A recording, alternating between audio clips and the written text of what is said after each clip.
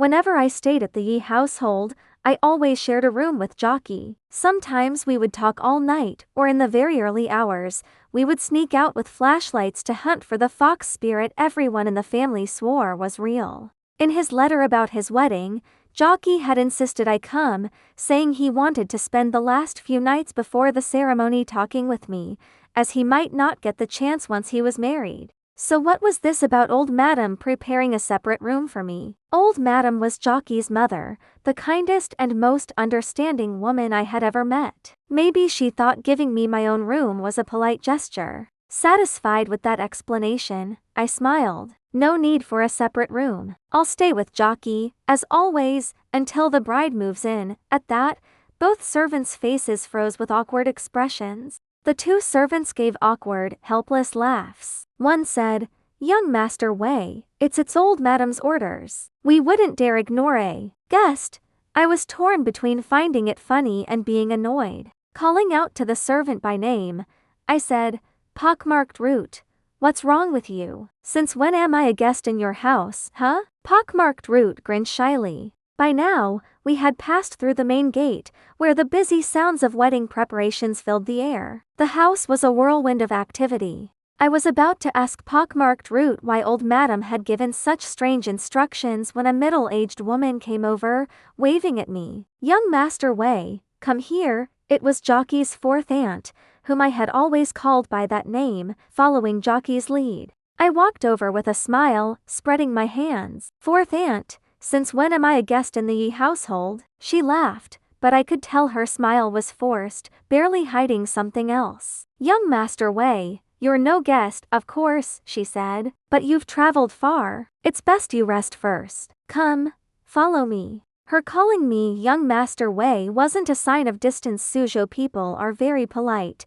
and even Jockey's mother addressed me that way. Without waiting for my reply, she started walking ahead. Something felt wrong about this visit to the Yi household. Unlike the warmth I had always felt here, as if it were my own home, everything now seemed strange, out of place. I asked myself, what's going on? And even more confusing, I had arrived at the Yi mansion and hadn't even seen Jockey yet. Was this guy, about to become a groom, really hiding from his old friend? I couldn't help but ask, "Fourth aunt, where's Jockey?" Her body suddenly became stiff. She was walking ahead of me, so I couldn't see her face, but I could imagine her expression. She must have been very startled by my question. But honestly, what was so shocking about it? I had only asked where Jockey was. She didn't answer, just walked faster. My confusion grew. As we walked, I tried to greet the household staff or nod to the Yi family's relatives who lived there without paying, but they all seemed to purposely avoid me. My unease deepened. It hit me.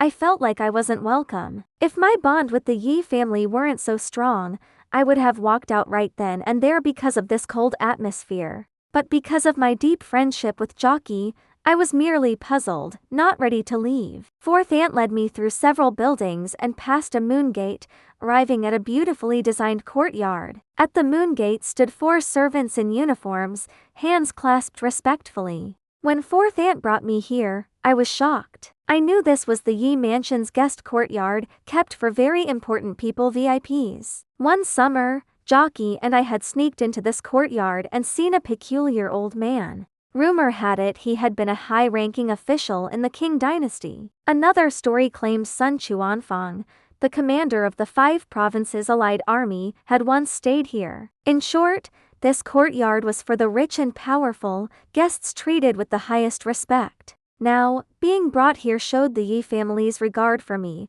but given how close I was to them, treating me like a VIP felt silly, almost funny. I stopped walking, ready to protest, but just then, a girl stepped out from the corridor ahead, calling, "Brother Slary." I looked up and froze. She was a stunning girl, about 16 or 17. At first glance, I was surprised, but then I recognized her, Jockey's younger sister, Yi Jiamin. 2 years ago, when I left for the north, she was just a child we barely noticed. But as the saying goes, a girl changes a lot at 18. 2 years later, she was calm and graceful, no longer a child. Seeing her was like seeing sunlight after many gloomy days, a sudden burst of warmth. I hurried to say, "Little Min, it's you. You've grown so tall and so beautiful." Jaemin rushed towards me, but as she reached me, I froze again. Her eyes were red, as if she had been crying, and her face showed panic.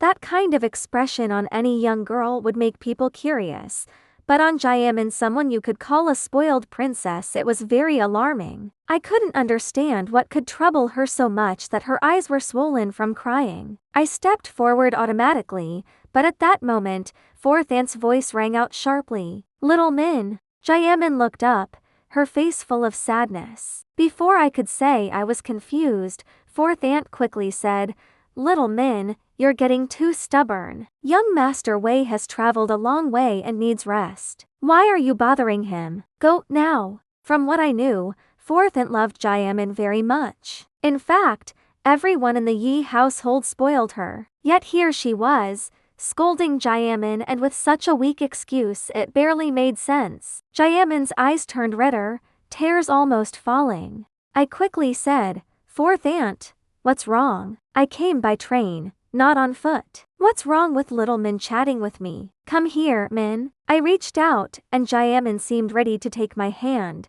but then Fourth Aunt let out another shout. In my memory, Fourth Aunt was always kind and gentle, but now, the only word for her tone was roaring. She was practically yelling. "Little Min," she shouted. At her cry, Jaemin's hand pulled back. Tears streamed down her face as she turned and ran off. The scene left me stunned, embarrassed, and angry. I turned to Fourth Aunt, forcing a smile. "Fourth Aunt, I just remembered something. Maybe I should go back to Shanghai and return for Jockey's big day. That might be better." My words were polite, a nod to my strong ties with the Yi family. If it weren't for that bond, I would have said directly, "If you're going to treat me like this, it's clear I'm not welcome. I'm leaving."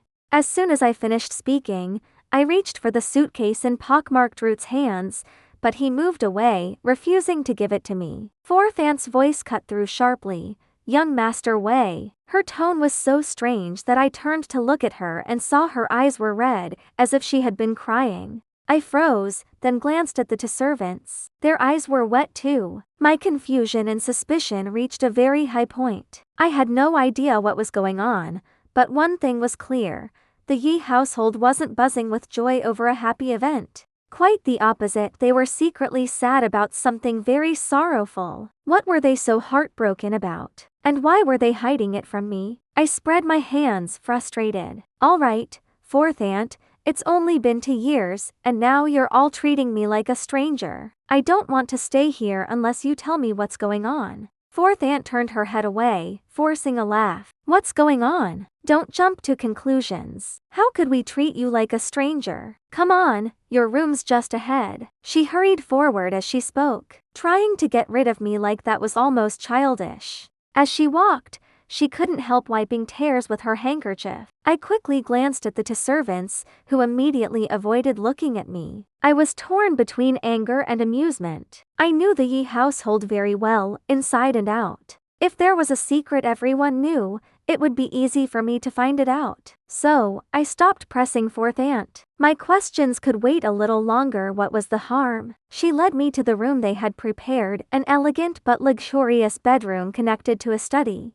Beyond the study was a small courtyard, where banana trees and oleanders framed oddly shaped taihu stones and a goldfish pond. In the pond, 2 pairs of large, velvety finned goldfish swam lazily. Fourth Aunt had wiped her tears dry. "What do you think of this place? Want to switch rooms?" I shook my head. "No need, it's perfect." "Fourth Aunt, can I ask you something?" Her expression changed again, becoming cautious. "What is it?" I smiled. "When can I see Jockey?" It was the most ordinary question. I was Jockey's close friend, here at his invitation for his wedding. Asking when I would see him was perfectly natural, but Fourth Aunt's body stiffened, trembling. If something had happened to Jockey and they were keeping it from me, that was beyond outrageous. I couldn't hold back and shouted, "What's wrong with Jockey? What's happened to him? Why are you all hiding it from me?" Fourth Aunt ran away as if escaping, ignoring my questions completely. I lunged forward,